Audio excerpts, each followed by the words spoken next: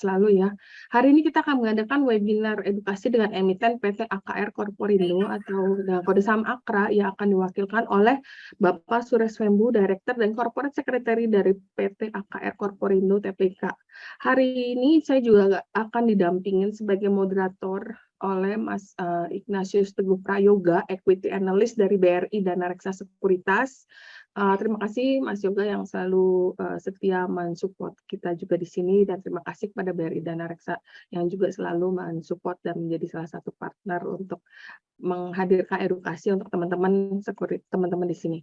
Sebelumnya kita disclaimer dulu bahwa setiap pembahasan saham di sini hanya bersifat sebagai referensi atau bahan pertimbangan dan bukan perintah beli atau jual, karena setiap keuntungan dan kerugian menjadi tanggung jawab dari pelaku pasar modal.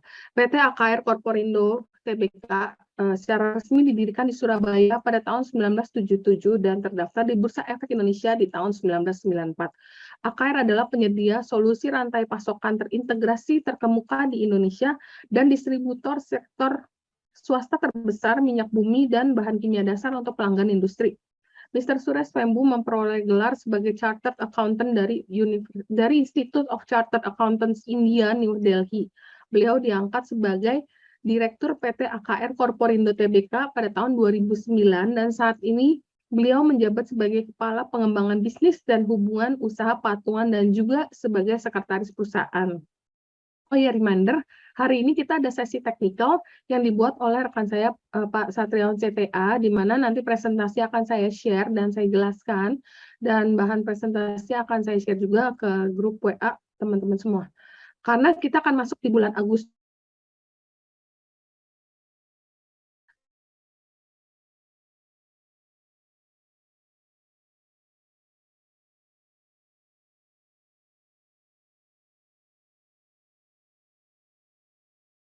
PT AKR Corporindo Tbk yang akan diwakilkan oleh Mr. Suresh dan teman-teman dari AKR.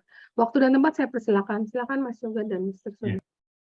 Thank you Cirita, sudah mengundang kami juga dan Pak Suresh untuk bergabung dengan kami untuk acara ini. Saya Yoga dari Equity Analyst Dana Reksa Sekuritas. Jadi kita di sini akan discuss soal first half 2022 financial result ya yang sangat baik ini. Jadi in terms of realization, kemarin earnings-nya atau net profit-nya AKRA sudah mencapai 64% dari company's expectation dan 70% dari net profit estimates kita. Jadi mungkin saya agak sedikit memaparkan juga view kami ya tentang AKRA sebelum nanti masuk ke Pak Suresh. Jadi seperti yang sudah ditulis di report saya, di mana report-nya bisa didapat di website-nya BRI Dana Reksa Sekuritas. Jadi overall AKRA menunjukkan performance yang kuat selama first half 2022 ya, dengan nominal gross profit berkembang sebanyak 48% year on year dibandingkan dengan first half 2021, dan juga kalau lihat secara kontinuitasnya dibandingkan dengan semester 2 kemarin itu tumbuh sebesar 35%, yang menunjukkan strong performance dan improvement ya yang didorong dari petroleum dan chemicals yang menyumbang 85% dari total gross profit. Nah, hal ini dimungkinkan oleh infrastruktur AKRA yang kuat ya dalam bidang logistik, sehingga meskipun ada supply chain disruption yang terjadi di dekat-dekat ini, AKRA masih bisa perform dengan luar biasa. Jadi karena kebanyakan logistik di fuel and chemicals itu mengalami gangguan karena AKRA memiliki logistik yang kuat dan salah satu yang terbesar di Indonesia. Jadi AKRA mampu bisa meningkatkan market share-nya. Jadi secara growth dari petroleum dan chemicals masih bisa bertumbuh dengan signifikan. Dan kita suka dengan saham ini karena selama 3 tahun meskipun 2020 ada COVID dan 2021 juga masih ada recover, perusahaan ini bisa recording second two-digit growth ya.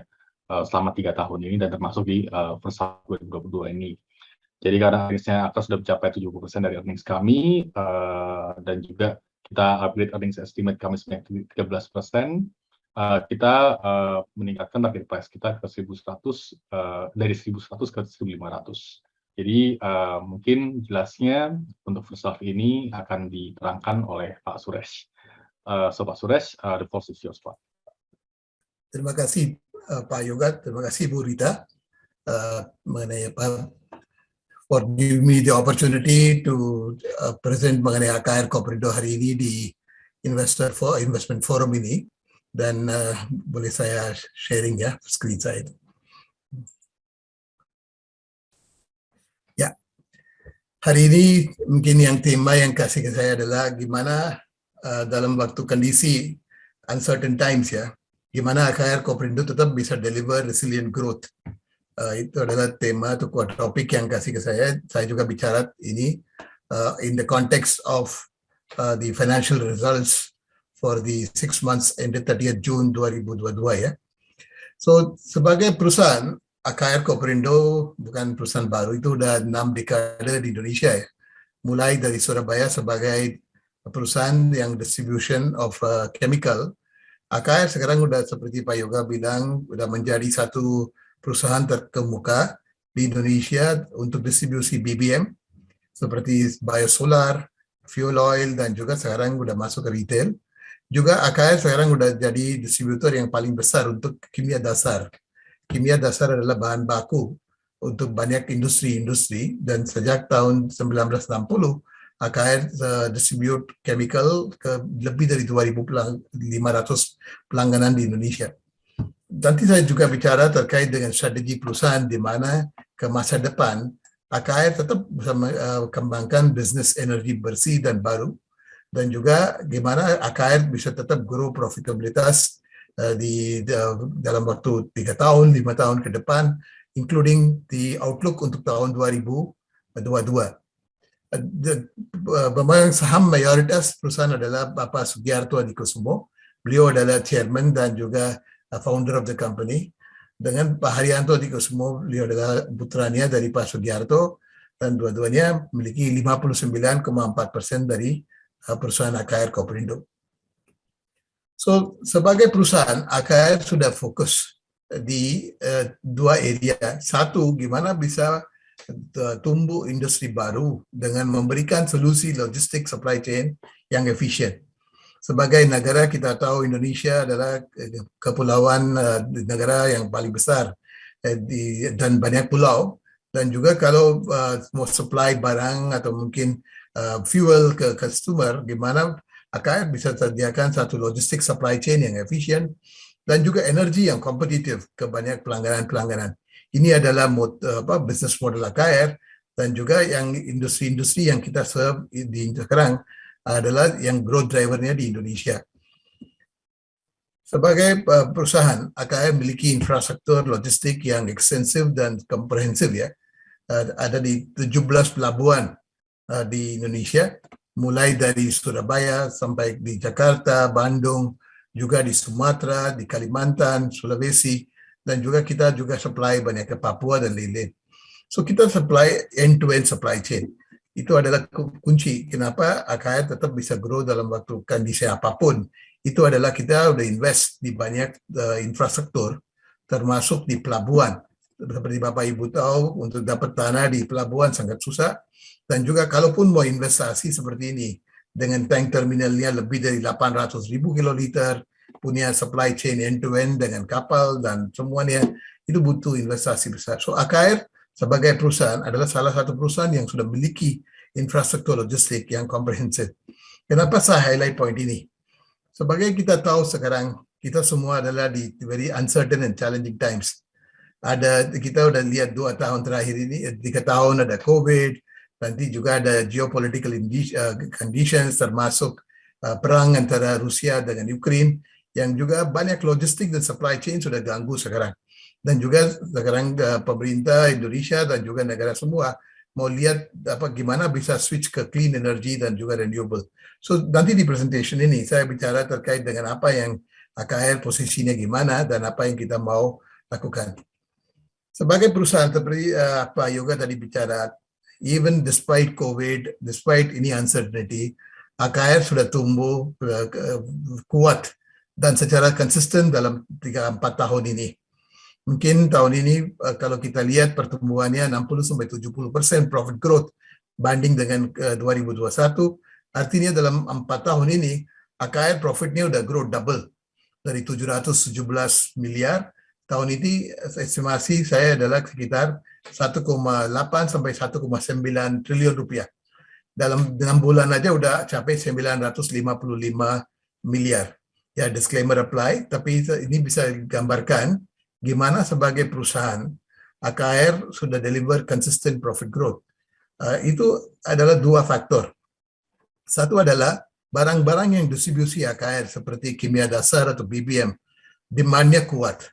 Dan juga AKR sebagai distributor, tadi saya bilang memiliki infrastruktur logistik, itu tetap bisa deliver produk ke customer setiap tanpa ada gangguan. Dan sebagai perusahaan, kita juga punya business model, nanti saya ceritakan gimana, kalaupun harga minyak, harga chemical, semua sekarang sudah fluktuatif, AKR tetap bisa deliver growth dan profit tanpa ada isu. Sebagai gambaran, AKR bukan trader. Banyak orang pikir, oke, trading, kita bisa dapat untung besar, tapi itu juga bisa rugi. Tapi AKR sebagai distributor, kita selalu waspadai untuk business model yang mana semua adalah pass-through. Dan juga AKR dalam 3-4 tahun sudah deliver a strong cash flow, dan bisa lihat AKR selalu bagi dividen lebih dari 50%. So perkiraan kita dengan semua growth driver AKR ini, this year also AKR will deliver a very strong growth. Sebagai gambaran, dalam waktu 6 bulan 2021, pendapatan AKR sudah naik 107% menjadi 22,1 triliun. Net profit bersih sudah naik 74% menjadi 955 miliar. Itu semua adalah dari pertumbuhan penjualan BBM yang naik 121%, kimia dasar sudah naik 115% menjadi 4,2 triliun, dan juga logistik dan semua bisnis sudah naik. Dan juga sekarang kalau lihat profit growth-nya juga dengan cost control dan juga financial cost yang lebih rendah, AKR tetap bisa grow and deliver a strong profit growth of nearly 74% in the first 6 months. Waktu ini kita juga also control our balance sheet very well. We have a very strong balance sheet. Neraca yang ini bisa lihat sekarang AKR mungkin yang debt ke bank kita sekitar 2,9 T, tapi AKR punya cash 3,5 T. So basically AKR adalah di net cash position, especially in a condition like this, inflasi, bunganya semua naik, ya, dan mungkin lebih monetary control. So in a condition like this, AKR in a very great position, yang mana kita bisa tetap grow tanpa ada gangguan. So I will now talk about what are the aspects of our growth. Kalau bicara mengenai pendapatan, AKR pendapatan di 6 bulan sudah naik 22 triliun dari 10,7 triliun. The main contributor for the revenue adalah dari petroleum. 76% dari revenue adalah dari distribusi BBM, 19% dari kimia dasar, masih kawasan industri JP masih 1%, tapi nanti saya bicara terkait outlook-nya di second half, yang mana kita nanti bukukan banyak yang penjualan di second half. So basically AKR tetap di first 6 months, kontribusi yang paling besar adalah dari petroleum dan kimia dasar. Kalau bicara mengenai BBM AKR sebagai distributor BBM, kita distribute produk seperti solar yang udah campur dengan B30 ya, dengan FAME, dan banyak BBM yang kita distribute adalah produk yang kita beli dari luar negeri atau dalam negeri, dan segmen customer yang paling besar adalah untuk mineral dan mining. 53% dari BBM supply-nya ke mining companies, termasuk batu bara, nikel, copper, bauxite, dan lain-lain. General industry termasuk general industri dan fishery 28%. Plantation itu sekitar 6%. Dan retail sekarang kontribusi adalah 8%. Tapi performance AKR gimana dalam waktu 6 bulan ini? Bisa lihat di volume penjualan AKR di 6 bulan sudah naik 19% banding dengan tahun lalu, 19%. Overall market gak grow 19%, tapi kita tahu sekarang penjualan BBM itu produknya banyak butuh di industri seperti mining company. Kita tahu sekarang Indonesia produksi batu bara meningkat, sering dengan banyak permintaan dari negara yang dari Europe kita lihat sekarang dengan masalah antara yang Ukraine dengan Rusia, supply gas dari Rusia ke Germany, ke Italy dan semua negara sudah ganggu. Dan sekarang di negara sekarang butuh batu bara dari Indonesia. So basically sekarang di tahun ini lihat ekspor batu bara juga naik dan produksi batu bara bisa capai sesuai dengan target tahun ini. Dan juga Indonesian thermal coal price juga udah naik. Kalau mau ekstraksi batu bara itu butuh banyak solar. Misalnya pakai banyak alat-alat berat ya, ekskavator, bulldozer gitu kan. So basically demand untuk solar di segmennya batu bara meningkat juga. Biasanya second half of the year produksi batu bara lebih besar daripada first half. Misalnya isu cuaca atau mungkin isu-isu lainnya. So basically kita lihat di second half of the year penjualan BBM bisa meningkat lebih besar juga dengan tahun ini. Target kita adalah sekitar 2,65 sampai 2,7 juta kiloliter. So basically satu penjualannya naik dan juga demand dari semua segmennya sekarang udah mulai naik dan positif. Satu lagi aspek kenapa AKR tetap bisa grow adalah logistik dan supply chain sekarang ada banyak gangguan.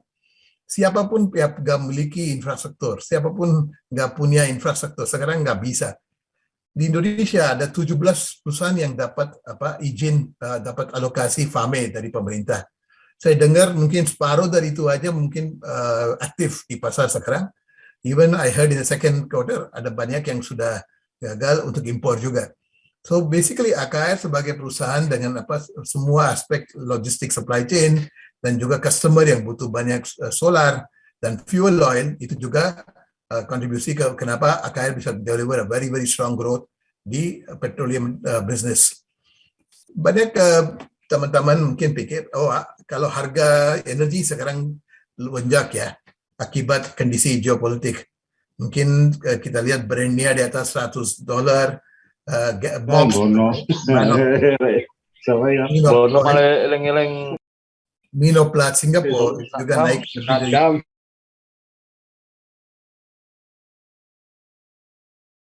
Sorry, Mr. Oke. Suresh. Ya, basically MOPS juga kalau lihat di chart ini sudah naik lebih dari $150. So basically harga energi sekarang udah naik. Kita tahu sekarang bisa lihat di pompa bensin ya seperti BP AKR atau Shell. BBM sekarang jual sekitar 18.000, 20.000 ya. Itu adalah harga sesuai dengan pasar.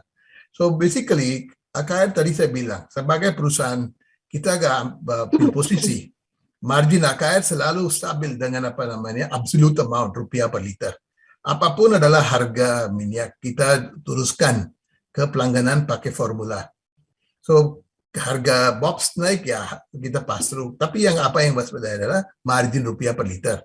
Untuk ini ya kita lihat harga minyaknya naik, turun sampai di 2019. Minus tetap AKR profitnya grow. Dan yang kedua adalah selalu AKR nggak ambil risiko, zero net open position. Apapun kita beli, kita jual. Tidak ada inventory atau stok. Yang ketiga juga adalah sekarang kita tahu US dollar sudah mulai kuat, rupiah sudah melemah. Kita selalu cover our position. So basically all three aspect we cover. That is why AKR kalau lihat dari tahun 2005 sampai hari ini profit growth-nya double digit. Yang kedua, sekarang kita bicara terkait dengan bisnisnya kimia dasar. Ini adalah juga bisnis yang performanya luar biasa di tahun 2021 dan 2022. Kimia dasar itu adalah barang seperti chloroalkali yang produsernya adalah Asahi atau mungkin soda ash, sodium sulfat. Ini semua adalah barang yang butuh sehari-hari di beberapa industri, termasuk industri rayon, termasuk personal home care, food and consumable, semua. Akan tadi saya bilang udah distribute 2.500 pelangganan dari tahun 1960. Tapi yang chart di bawah itu very interesting. Harga chemical dalam waktu 3 quarter ini sudah lonjak. Dulu rata-rata harganya di bawah Rp3.000 per kilo. Sekarang harga chemical ASP sudah naik lebih dari Rp5.000. Kenapa begitu? Satu, demand chemical di Indonesia meningkat. Yang kedua adalah banyak disrupsi di supply chain. Dan juga banyak chemical seperti soda ash yang kita impor dari Eropa, ada banyak energy crisis. So basically untuk supply barang dari Eropa, dari China, sekarang kita tahu lockdown. So basically dengan ini semua harganya meningkat dan juga volumenya juga meningkat di Indonesia. Satu faktor adalah juga pemerintah Indonesia seperti Bapak Ibu tahu sejak tahun mungkin 2010, 2012 sejak Presiden Bapak SBY dan juga sekarang dengan Bapak Jokowi sudah ban semua ekspor barang mentah kan. Sekarang semua harus sudah proses dalam negeri dengan bangunan banyak smelter. Kita lihat bauxite smelter, copper smelter, semua smelter ini sekarang bangun di Indonesia. 27 atau 28 smelter ada dalam konstruksi atau sudah jalan already. Ini juga bantu untuk demand growth-nya di chemical. Masalahnya kalau mau murnian raw material ya, itu butuh banyak chemical seperti caustic soda liquid, sulfuric acid, hydrochloric acid gitu. Ini adalah barang yang supply AKR. So basically ini dua faktor. Satu dengan permintaan barang-barang consumer sudah naik, logistik supply chain sudah ganggu dan banyak orang nggak bisa dapat supply. Ini semua bantu untuk satu, harganya naik, demand-nya juga naik. Sebagai distributor, AKR dapat margin itu commission atau persentase dari revenue. So dengan ini, revenue AKR sudah naik 120%. Sebagai persentase itu menjadi double. So that is why if you look at both chemical and petroleum business, margin AKR sudah lonjak dan dalam waktu 6 bulan kalau kita keluarin JP ya nanti saya bicara tanpa JP, gross profit AKR dari 6 bulan 2022 sudah naik 80% banding dengan 6 bulan 2021. So basically kita lihat performance-nya especially currently ya, banyak purchasing manager sekarang nggak lihat demand, sekarang dia lihat supply. Wah ini mau bawa supply dari mana? Itu yang menjadi kunci gimana itu. Dan ini nggak bisa selesaikan. Tadi kemarin saya bicara dengan CEO saya, gimana Pak? Pasti investor mau tanya, ini sampai kapan gangguan rantai pasokan dan demand-nya growth begini. Beliau bilang kalau mau increase supply itu butuh minimum 6 bulan sampai 2 tahun. Masalahnya mau produksi dan juga harus ada gangguan. So pasti the volume dan juga the price of chemical will be at a elevated level. Ketiga adalah pemerintah juga dorong banyak mengenai EV, electric vehicle revolution. Itu butuh banyak nikel dan nickel processing juga tadi saya bilang butuh banyak chemical. So basically overall the policy of the government to not only build more smelter, EV revolution itu semua dorong penjualan chemical di Indonesia. Seperti satu gambaran, caustic soda liquid, satu chemical yang AKR distribute banyak ya. Itu dulu Indonesia ekspor. Sekarang saya dengar 35-40% dari caustic soda liquid itu sekarang impor. So that's why we see that there is a huge demand for chemical and AKR sebagai distributor is already in a better position to supply chemical and petroleum. Juga sekarang saya bicara mengenai ekspansi ke beberapa bisnis seperti bisnis BBM retail. Sejak tahun 2010 already AKR sudah ada di bisnisnya distribusi BBM subsidi ke retail. Kita memiliki 130 pompa bensin di Jawa, Sumatera, Kalimantan yang mana kita distribute barangnya solar yang subsidi. Dari tahun 2018 sekarang bisa lihat di Jakarta, Surabaya semua kita sudah buka banyak outlet BP AKR yang jualannya produk BP 92, BP 95, BP diesel gitu. Dan kita sudah buka already 30 outlet. Rencana nambah buka 350.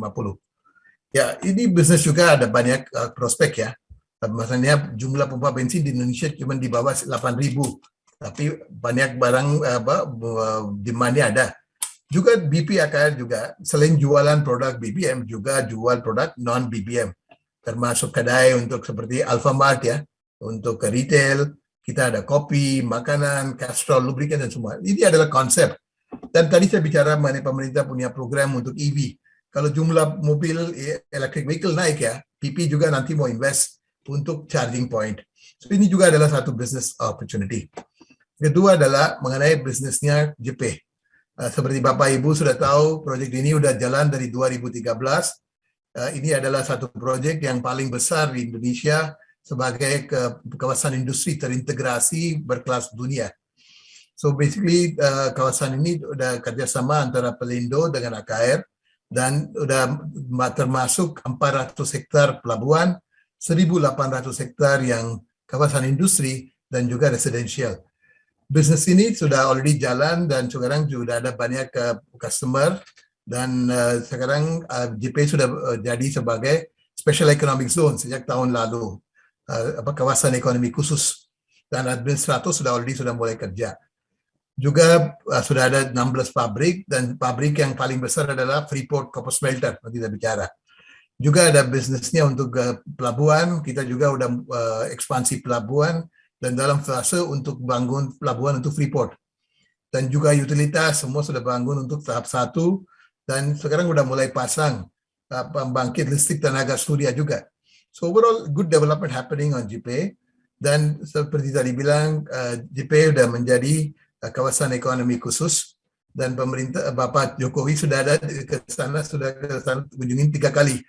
Dan proyek yang ini kawasan ekonomi khusus juga dapat banyak manfaat untuk investor, termasuk tax holiday, pembebasan pajak, dan juga non-fiscal. So basically kalau kita lihat sejak ini jadi kawasan ekonomi khusus, ada banyak investor yang minat. Setiap hari saya dengar ada 1-2 orang sekarang kunjungin ke JP setelah COVID restriction sudah keluar.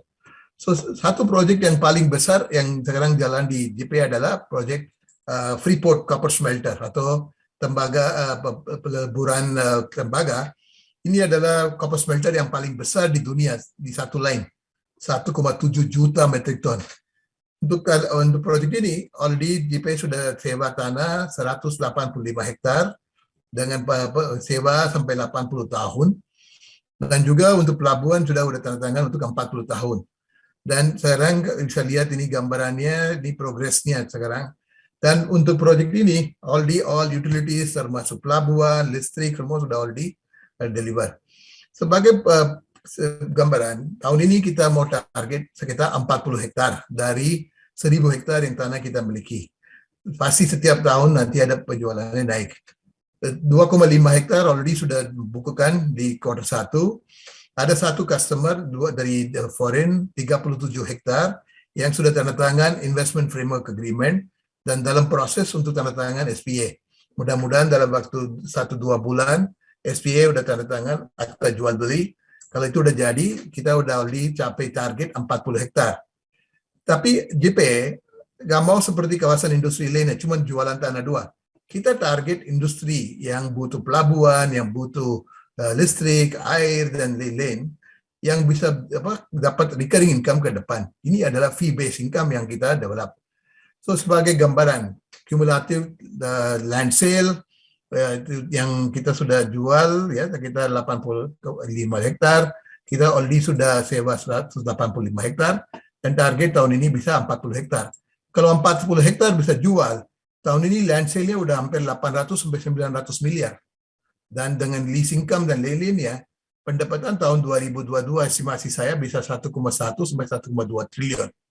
So basically kita lihat progresnya di JP untuk tanah juga bagus, dan kontribusi ke depan. Kita lihat JP bisa menjadi satu growth driver AKR. Tahun ini mungkin 15-20% dari bruto dari AKR, dari JP. Itu bisa menjadi 30-35 hektar. So sebagai posisi financial dan dividend, AKR memiliki balance sheet yang kuat dengan aset base-nya lebih dari 28 triliun.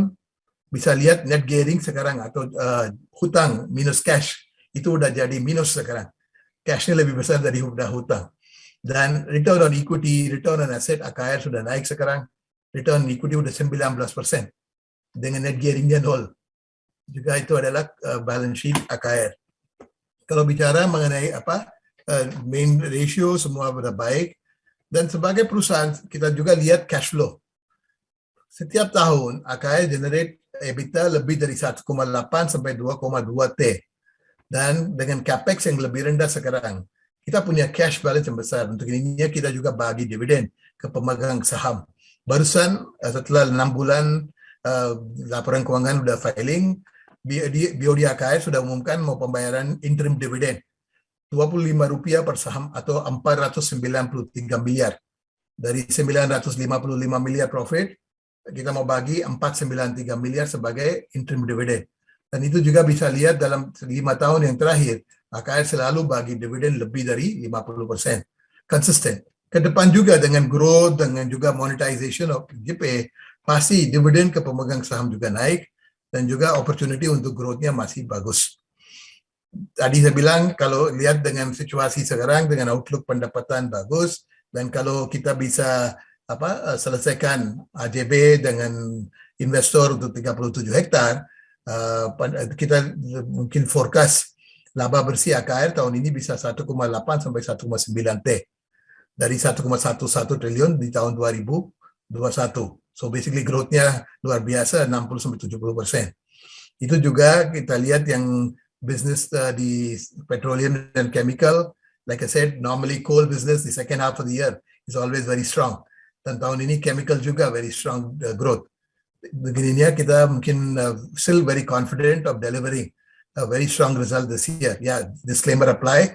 Because I would say that AKR is doing pretty well, and especially with the growth driver, kita lihat pasti dalam waktu 3 tahun, 5 tahun, 15-20% atau lebih itu adalah growth outlook kita. Kalau bicara mengenai transisi ke energi baru, kita juga mulai instalasi solar panel on rooftop. Ini adalah satu gambaran yang sudah install di power plant kita. So dengan luas tanah yang besar di JP, itu bisa juga install solar panel. Kita sekarang bicara dengan satu perusahaan internasional untuk gimana bisa install di banyak pabrik-pabrik yang bangun. Dan juga AKR dan Pelindo gak mau pakai batu bara di JP. So ini investasi di gas sebagai energi ke depan.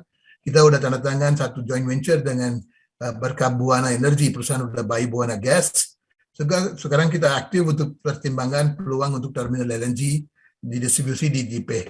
So AKR juga lihat sekarang ke depan gimana bisa supply. Seperti di BBM Chemical, di Indonesia ada banyak gas, tapi pusingnya adalah tidak ada infrastruktur. So basically kalau bisa bangun infrastruktur seperti pelabuhan, JP sudah punya pelabuhan, sudah ada demand, pasti FSRU atau apa bisa masuk di JP juga. So basically AKR sebagai perusahaan juga udah masuk di semua indeks untuk ESG, termasuk barusan kita udah terima surat dari Kehati Foundation untuk 6 bulan ke depan juga AKR sudah jadi constituent stock untuk ESG Sustainalytics, Sri Kehati, LQ45, dan OJK sudah pilih AKR sebagai satu perusahaan dari 7 perusahaan di Indonesia sebagai contoh untuk ESG reporting. 5 adalah bank, ya AKR dan satu lagi company. So we pay a lot of importance untuk ESG, dan cuman bukan tulisan aja, tapi juga untuk praktek. So overall, this is my summary. Ya, kekuatan infrastruktur itu menjadi success of AKR, especially in tough time like this, uncertain time like this, mana ada banyak supply chain disruption. Manajemen risiko dan bisnisnya AKR tadi saya bilang kita gak mau ambil risiko, profitnya always maintained, dan juga balance sheet yang kuat itu bisa dorong tanpa gangguan untuk rate issue atau mungkin kurangin dividen. So I think this is in summary my presentation terkait dengan AKR. Then I think the share price is also reflecting the good performance of AKR dalam 6 bulan terakhir ini. Makasih. I hand it over back to Pak Yoga. Okay, thank you so much Pak Suresh atas presentasinya yang cukup komprehensif. Jadi kita sekarang masuk di Q&A session ya, di mana nanti partisipan bisa bertanya dengan menekan tombol raise hand atau ketik pertanyaan di chat box. Jadi mungkin saya akan bertanya dulu 1-2 pertanyaan untuk kick off Q&A session ini. Nah mungkin untuk re-emphasize ya regarding your business model, terutama untuk investor retail ya. Dengan harga fuel yang meningkat dan juga harga dolar yang cukup tinggi, apakah akan ada pengaruh yang signifikan ke AKRA? Itu pertanyaan pertama. Kemudian untuk sum up rencana AKRA ke depannya seperti apa, mungkin bisa dijelaskan kira-kira fokus AKRA 1-5 tahun ke depan seperti apa Pak? Itu dulu aja, terima kasih. Terima kasih Pak Yoga. Ya seperti tadi saya jelaskan, kalaupun harga minyak naik turun, profitnya ke pengaruh masalahnya. Kita ada business model dari tahun 2005, bukan dari sekarang, dari 2005. Kalau kita dealing dengan customer kita seperti mining company atau plantation company atau power plant, itu selalu pakai formula, Pak.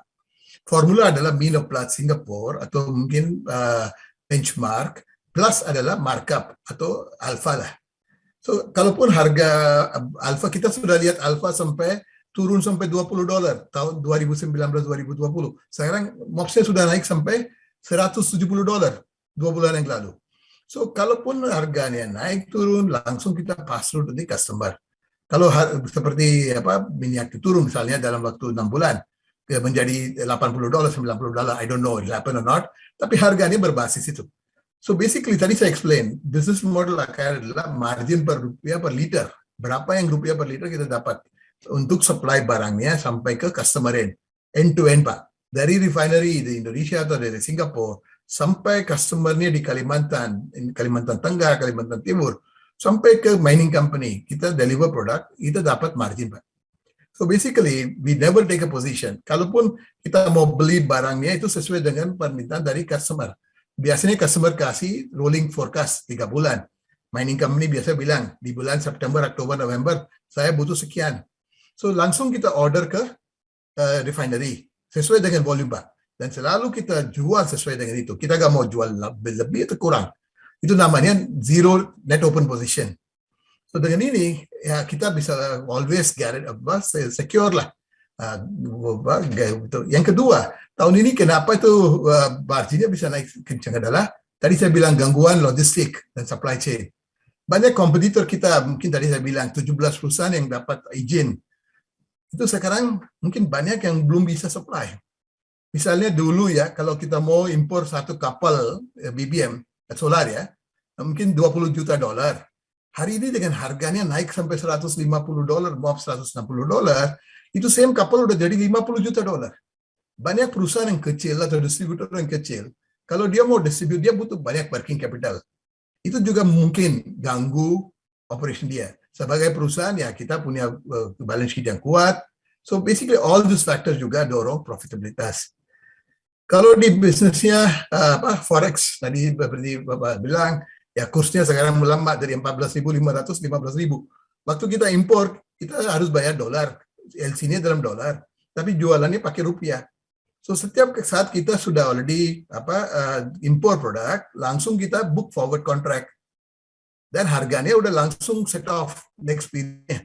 Kalau sekarang 15.000, besok 15.200. Selain cuma harga minyak, kita juga adjust kursnya.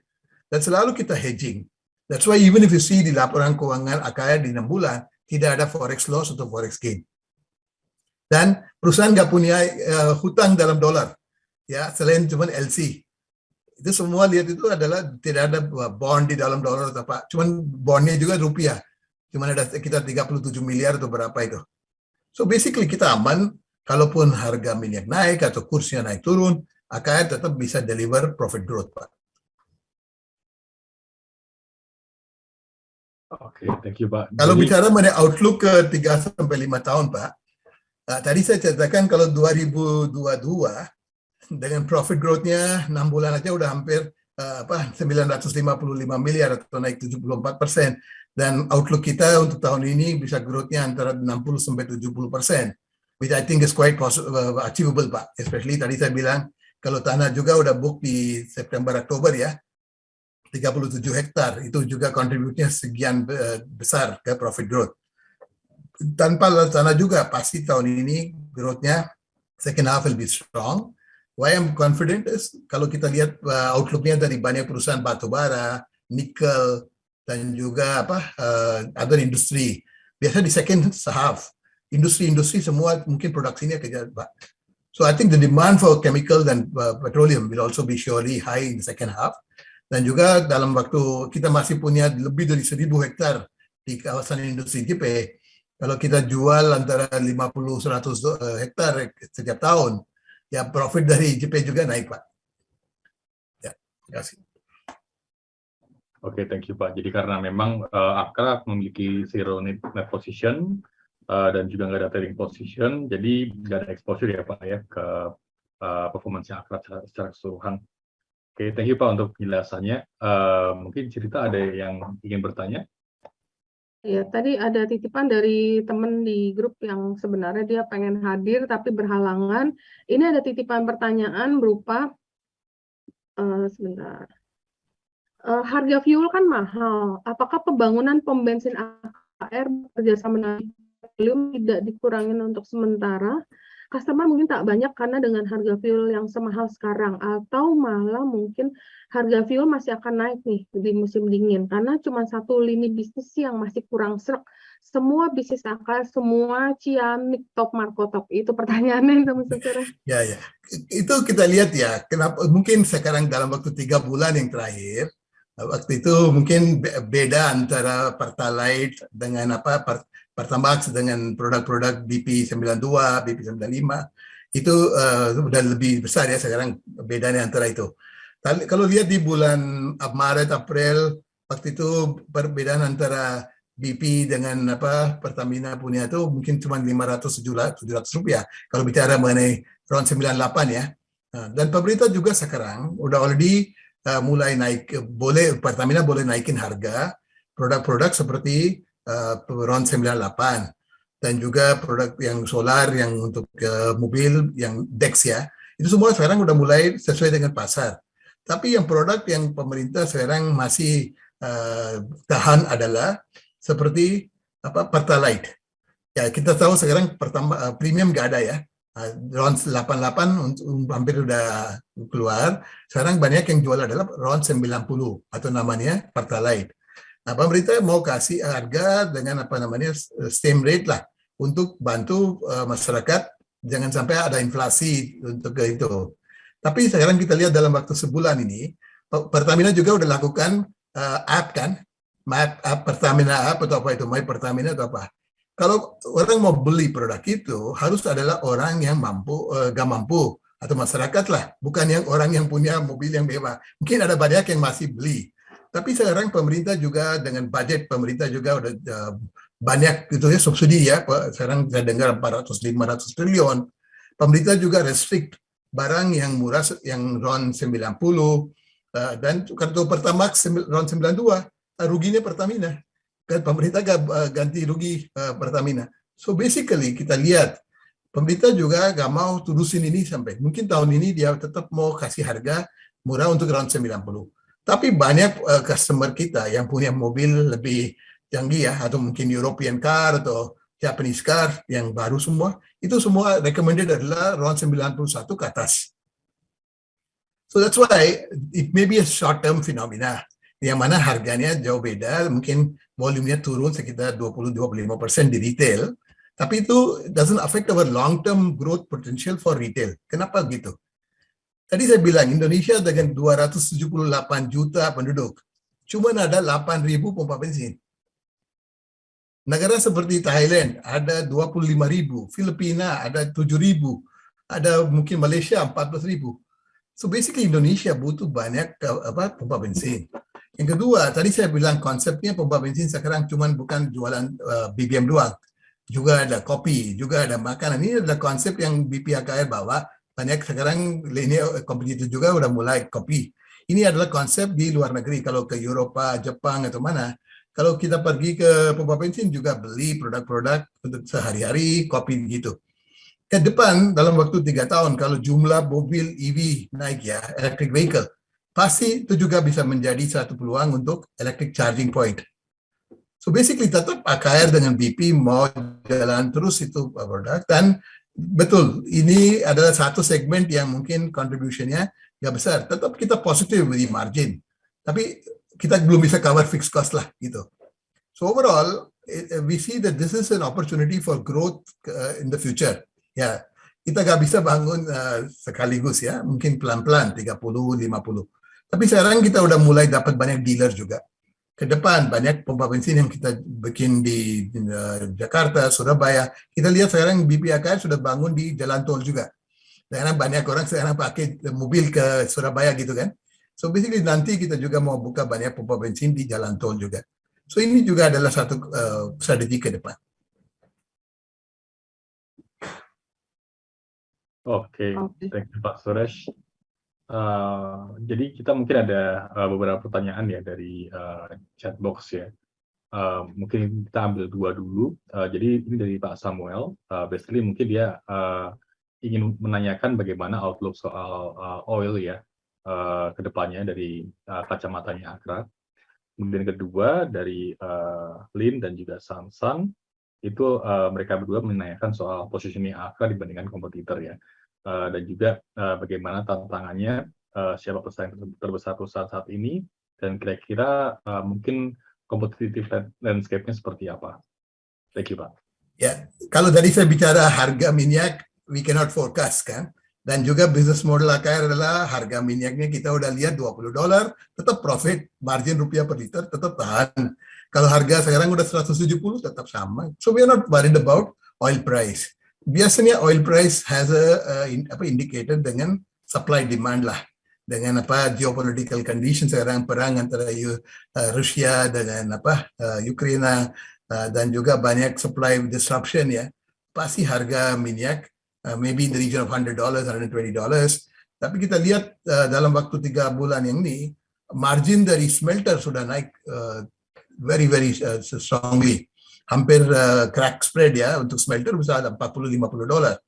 Misalnya banyak bukan yang refinery margin. Tapi mungkin itu juga turun sedikit. Tapi AKR nggak ambil posisi di harga. Mungkin kita more concern adalah volume dan juga rupiah per liter. So I don't think it should not be a problem for us to maintain the margin at all oil price conditions lah. Kalau bicara mengenai positioning, tadi saya bicara mengenai Indonesia ya khususnya. Negara yang butuh banyak logistik supply chain. Dan sekarang di dunia juga. Dimanapun sekarang bicaranya adalah supply chain disruption. Produk-produk nggak sampai produknya mau bawa dari satu tempat ke satu, ada banyak isu. Banding dengan kompetitor, even 17 perusahaan saya bilang yang dapat izin. Cuman AKR dan Pertamina yang memiliki infrastruktur, pelabuhan, tank terminal, kapal, tank dan semuanya. Including Shell, including Exxon Mobil di Jakarta, dia pakai terminal AKR untuk simpanan barangnya. Dan juga, so basically important thing adalah AKR kenapa successful as a company adalah we have the infrastructure logistik yang kompetitor nggak punya. Yang kedua, setiap produk yang kita deliver, kita punya market share-nya number 1 atau number 2. Kalau di BBM, di swasta AKR di solar ya, itu adalah nomor 2 setelah Pertamina. Kita punya market share untuk solar lebih dari 20% sekarang. Di pasar Indonesia, AKR market share-nya di solar udah 20%. Pertamina mungkin ya, mungkin estimasi antara 75-78. Sisanya kecil. Kalau di chemical juga, itu juga adalah bulk chemical, basic chemical. Market share AKR adalah antara 30-60%. Distributor AKR adalah distributor untuk Asahi Mass Chemical. Yang itu. So basically, dan juga dari Eropa, dari China. So basically, we have a market share ranging from 30-60%. If you're not number 1, number 2, we are not in the business. Itu Pak. Oke, thank you Pak Suresh. Jadi mungkin kita ambil 2 lagi dari chatroom ya. Basically dia bertanya kira-kira apakah Akra akan masuk ke renewable energy dan bagaimana juga sumber energi untuk GP sendiri, apakah akan membuat power plant sendiri. Mungkin tadi sudah dijelaskan oleh Pak Suresh ya. Tapi mungkin nanti tolong di-exercise lagi. Dan kemudian kedua soal posisi operasional Akra itu ada di daerah mana aja, apakah di Pulau Jawa atau di daerah yang lain? Ya, kalau bicara prospek, tadi saya udah bicara Pak ya, ini masih very exciting times. I'm still very confident of strong growth in the next year Pak ya. Kalau bicara mengenai renewable energy, AKR lihat itu di kawasan industri JP ya. Sekarang kalau banyak customer kita juga sekarang mau tahu ini listriknya dari mana. Tadi saya bilang kita sama sekali nggak pakai batu bara di JP untuk pembangkit listrik. Kita punya 515 megawatt. Kita ada izin dari pemerintah untuk generate dan distribute power di JP. Already sudah ada power plant yang pakai gas dengan 23 megawatt.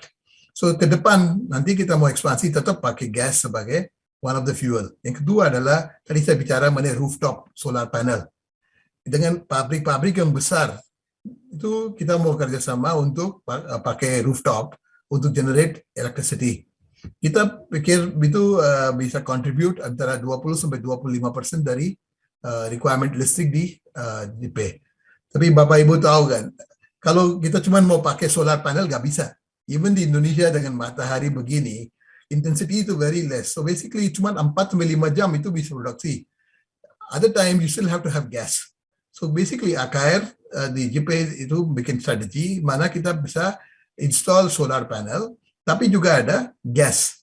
Mungkin di malam pakai gas, mungkin waktu matahari nggak ada, mungkin hujan atau mungkin ada duduk, waktu itu kita pakai gas. Yang ketiga juga adalah untuk proyek seperti Freeport Copper Smelter, kita kerjasama dengan PLN. PLN supply high tension electricity ke JP, JP step it down and supply to Freeport. So kalau untuk customer siapapun, dia mau dari gas, kita bisa supply gas. Kalau mau renewable, bisa. Yang ketiga juga dari PLN. Tadi saya bicara mengenai satu perusahaan yang mau tanda tangan 37 hektar. Dia juga butuh 65 megawatt listrik. Itu juga kita bisa supply dari tiga-tiga. Ini adalah proposition yang kita kasih ke customer kita. So overall, I think we're still very on target. We already have all the approvals. Dan ke depan antara 20 sampai 25% dari listrik yang produksi di JP itu bisa dari renewable, Pak.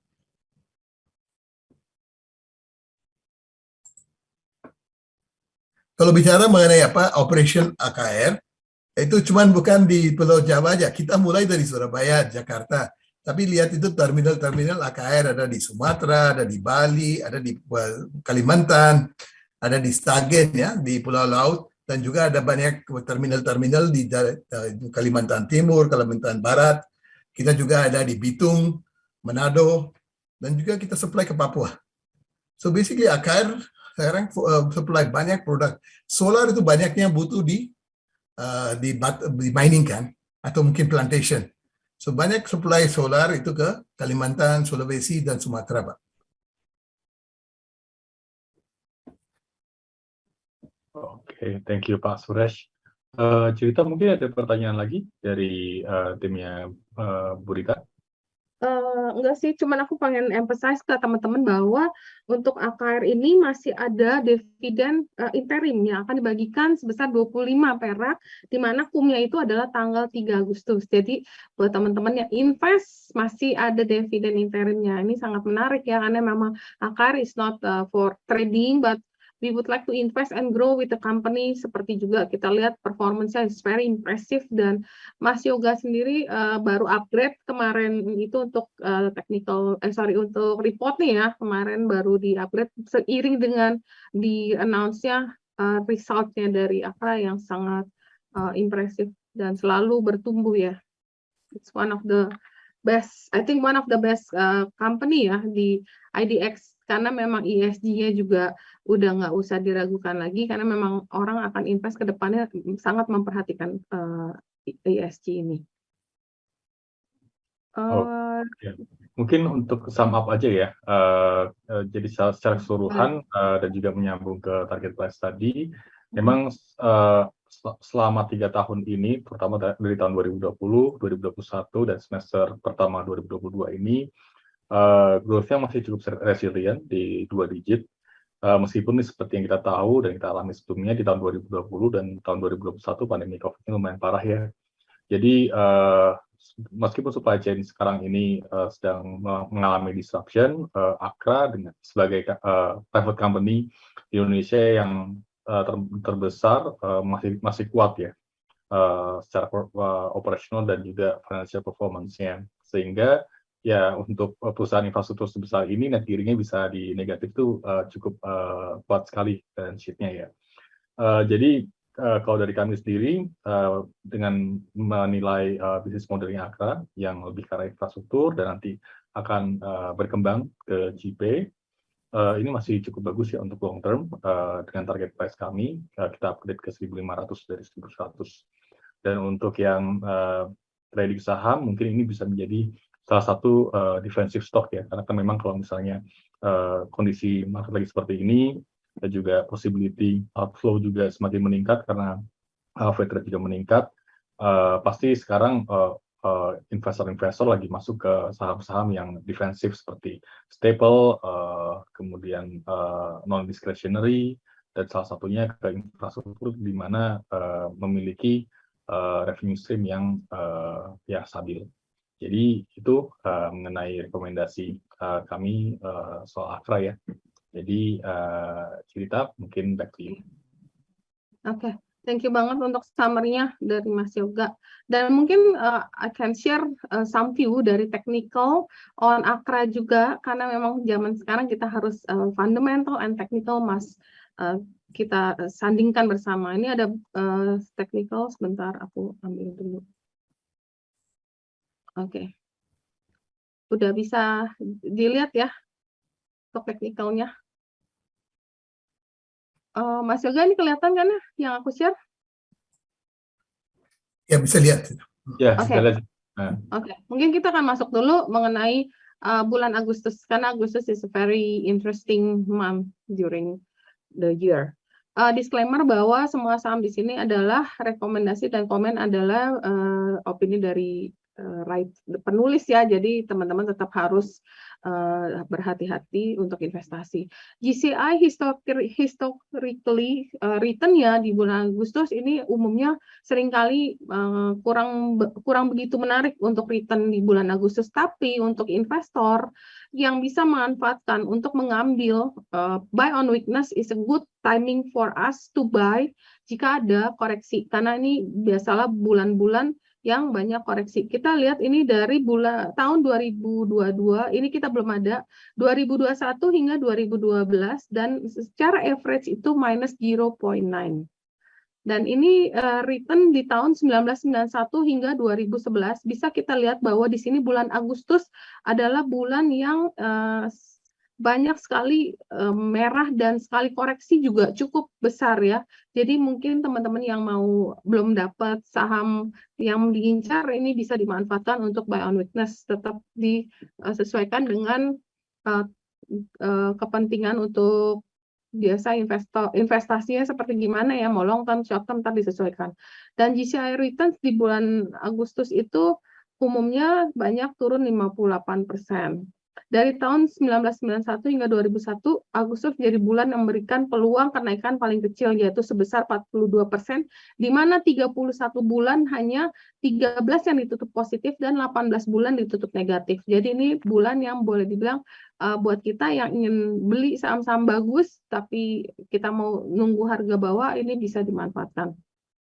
Kita lihat kemarin GCI atau indeks kita rally beberapa hari, dan ternyata kemarin penutupannya kurang begitu bagus, membentuk gravestone doji. Jadi kemungkinan diprediksi akan ada short term koreksi yang akan mencoba tes di support 200 MA 200, yaitu di sekitar 6.750. Tapi jika GCI bisa bertahan di atas itu, maka indeks berpotensi untuk rally untuk mengetes resisten berikutnya, yaitu di 7.100. Tapi jika bullish skenario ini ternyata indeks menurun di bawah support 6.500 dan di bawah 6.500, maka skenario ini akan dianggap nggak valid ya. Dan ini adalah untuk bearish skenario-nya. Yang tadi ada bullish, ini bearish ya. Jika ya GCI kita udah rally berapa hari dan kemarin membentuk gravestone doji, kemudian candle-nya kemarin menunjukkan bahwa seller itu gains control, karena pagi itu kan naik cukup lumayan, tapi ternyata sore ditutup di angka yang sama di sekitar 6.600. Berarti seller itu berbalik mengambil posisi untuk jual. Nah, ini akan membuat indeks ini berpotensi untuk mencoba tes another support di 6.600. Tapi jika indeks ini bertahan di atas 65, maka skenario bearish ini menjadi tidak valid. Kemudian di beberapa saham yang cukup menarik untuk diperhatikan minggu depan, termasuk Akra. Akra ini membentuk higher high. Jadi Akra ini sudah membentuk higher high dan berhasil nge-break di angka 1215 dan terus membukukan higher high di mana rally ini berpotensi membentuk pattern rounding bottom. Secara teknikal, AKRA berpotensi mengetes target 1400 dan 1540 untuk target rounding bottomnya dengan angka stop loss di 1200. Ini teman-teman boleh cermatin jika punya posisi atau yang belum punya posisi bisa memanfaatkan technical guidance ini. Kemudian kemarin ada satu saham yang sangat ramai diperdagangkan, yaitu Bimantara. Bimantara itu mencapai consolidation breakout, di mana Bimantara berhasil nge-break long term pivot resisten di sekitar angka 342. Jadi diperkirakan dan kita ekspektasi rally ini akan terus berlanjut, di mana kemarin kenaikan harga dan volume juga menunjang dengan membentuk rectangle pattern dengan theoretical target 440 dan 480 dengan angka stop loss di 340. Jika harga Bimantara ini menyentuh di bawah support 340 dan terus bertahan di bawah 340, maka pattern ini menjadi tidak valid untuk pattern rectangle ini ya. Kemudian untuk BP, kemarin juga BP terus rally dan ngebreak di angka 200. Diperkirakan rally ini akan terus berlanjut membentuk wave 5 daripada wave 3, yaitu dengan target 239, 274, dan 331, dan stop loss kita adalah 200. Jika BP tembus di bawah support 200 dan terus menerus di bawah 200, maka ini teori ini menjadi kurang valid ya. Dan untuk RMKE kemarin terjadi penurunan ya. Sebenarnya koreksi itu diperkirakan adalah hanya throwback. Jadi RMKE manage to break resistance 360 dan tapi kemarin turun. Kita melihat koreksi kemarin diperkirakan hanya throwback. Setelah RMKE berhasil rally, jika dia berhasil rally besok dan RMKE itu berpotensi untuk menuju target 900 dan 975. Tentunya dengan stop loss 755. Jika RMKE tembus di bawah support 755 dan terus di bawah, maka pattern ini menjadi tidak valid ya untuk sementara. Dan ini kalau teman-teman yang ingin memperdalam kelas teknikal, kita ada kelas teknikal yang akan kita adakan di bulan Agustus. Menurut aku ini akan sangat-sangat membantu di mana market sekarang ini sangat volatile dan banyak dinominasi oleh investor retail yang umumnya sangat banyak bergantung atau banyak sekali mengambil keputusan yang sangat cepat ya. Jadi kalau misalnya kalian bisa belajar untuk memperdalam, selain kita belajar fundamental seperti sekarang, kita juga ada belajar teknikal, ini akan membantu kalian dalam menentukan investasi Anda ke depan. Jadi jika kalian berminat bisa hubungin admin di telepon 0812 8891 9742. Thank you, no price is too low for a bear, but no price is too high for a bull. Jadi memang kayak saham AKRA ini juga nggak bisa kita bilang mahal, karena memang kalau memang kinerjanya bagus dan memang harganya terus bullish, itu akan terus mencetak harga-harga tinggi. Tetap diperkirakan teman-teman yang memang trading tetap dijaga dengan stop loss.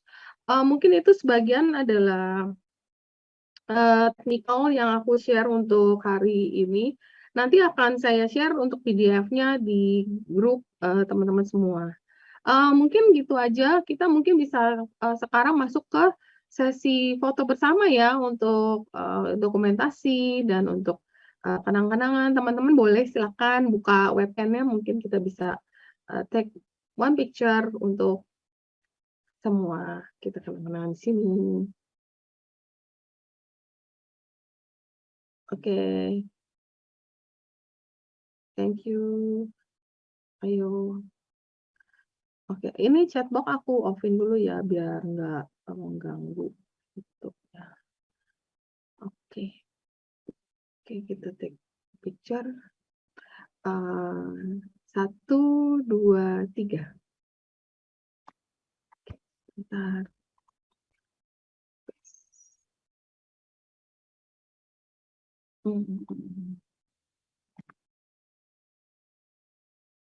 Oke, kita take one more picture dengan salam cuan biar Akra terus membentuk hire ya Mr. Suresh dan tim, kinerjanya sangat bagus. Oke, happy cuan semua. Oke, thank you.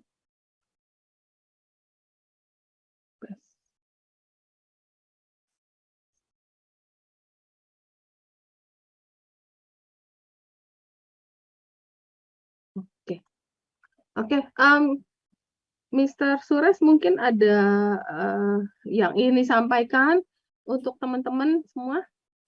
Ya. Terima kasih Bu Rita, terima kasih Pak Yoga untuk acara hari ini yang bisa paparkan mengenai bisnis AKR. Mudah-mudahan apa yang saya sampaikan mengenai bisnis model AKR sudah clear. Dan juga kalau lihat AKR Koperindo, saya bilang ada di spot yang sangat very good spot to be in, because satu, kalaupun Indonesia dunia ada masalah dengan geopolitical dan semua, barang-barang yang dari Indonesia sekarang banyak negara butuh. Itu ada nikel, copper, coal, CPO atau apa. So kalaupun terjadi resesi atau terjadi apapun, ini banyak negara sekarang butuh produk-produk dari Indonesia, mineral dari Indonesia. Dan AKR sebagai perusahaan yang supply barang-barang ke industri-industri seperti mining, CPO dan apa, dilihat itu demand-nya still very strong. Dua adalah tadi saya bilang supply chain disruptions are not going to go away. Ini masih butuh sekitar 3 bulan sampai 6 bulan sebelum itu bisa lebih lancar mengenai supply chain. Tapi itu juga bisa menjadi satu area untuk perhatian untuk investor yang mau lihat company-company yang memiliki infrastruktur supply chain yang kuat, itu bisa successful di area seperti ini. Tiga adalah yang mengenai growth ke depan, khususnya JP. Tadi saya bilang di first half kontribusi JP masih kecil, tapi mungkin cuma adalah leasing dari Freeport. Tapi sekarang leasing dari Freeport juga naik tahun ini, termasuk nanti waktu bulan September Oktober udah tanda tangan kontrak dengan asing ini 37 hektar, itu pendapatan JP bisa lebih dari 1 T tahun ini banding dengan 500 tahun lalu. Itu juga bisa dorong profitabilitas AKR. Dalam waktu 3-4 tahun pasti selain trading and distribution, JP bisa jadi juga segmen yang bisa contribute very handsomely to the profit of AKR. Tapi kita punya cash flow yang kuat dan juga selalu bagi dividen, dan lihat udah lebih dari 50% dividen payout. Itu juga bisa perhatian untuk investor. Terima kasih banyak. Okay, thank you so much for the impressive summary for Akra today, and thank you for updating us. Memang kita sangat perlu update-update seperti ini ya, Mr. Suresh. Mungkin teman-teman demikian dulu untuk webinar hari ini. Sampai ketemu minggu depan. Sekali lagi disclaimer, webinar itu tujuan untuk edukasi dan nggak ada rekomendasi untuk jual dan beli. Kita harus selalu membekali diri kita untuk mengetahui saham-saham akan kita invest, karena memang itu akan membukukan keuntungan kita lihat dari kinerja emiten itu. Mungkin demikian dulu, sampai ketemu minggu depan. Thank you so much Mr. Suresh dan Mas Yoga. Thank you juga untuk BRI dan Reksa yang selalu mensupport kita. Sampai ketemu minggu depan dan salam sehat dan salam profit ya. Thank you. Terima kasih Pak Yoga. Thank you. Thank you.